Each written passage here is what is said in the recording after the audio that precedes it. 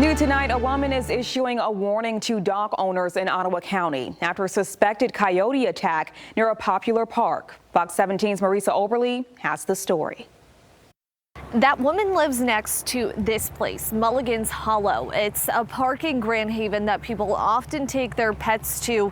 And she says while she understands it's incredibly rare for an incident like this to happen, she simply does not want to see anyone else experience what her and her dog did. 1-year-old Archie deserves a few treats after these past few weeks. He was going potty and then he comes back up with a dangling leg. His owner, Kaylee Sneller, a dog trainer herself, explains the Friday before Halloween, she let him out after dinner, only to then quickly hear a yelp and see blood gush from his back paw. He was obviously panting a lot. Being in the dog training business, you know a lot of their stress signs.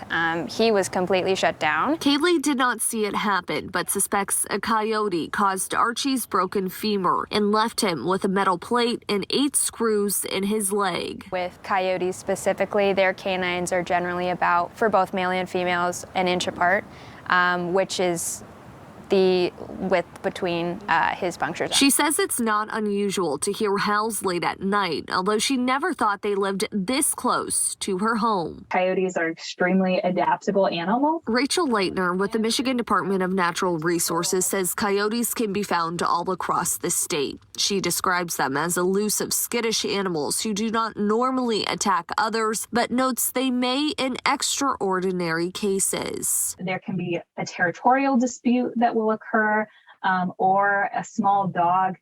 There's difficult to distinguish a small dog from a small squirrel from a coyote's perspective. And so those kinds of attacks can happen. For the most part, coyotes are much more afraid of people.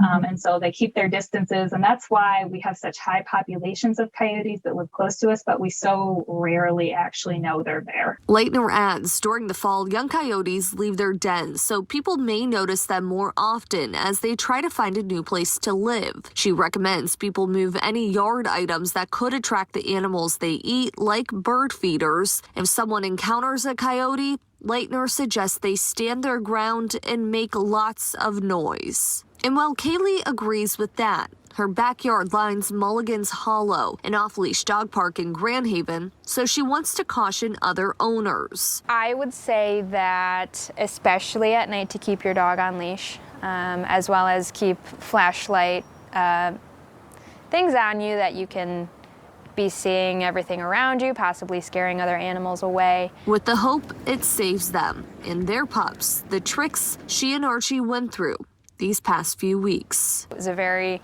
traumatic experience for the both of us. And if you would like more information on coyotes here in Michigan, you can head to our website right now at fox17online.com, where we've included a link to the State Department of Natural Resources website. Reporting in Grand Haven, Marisa Oberly, Fox 17 News.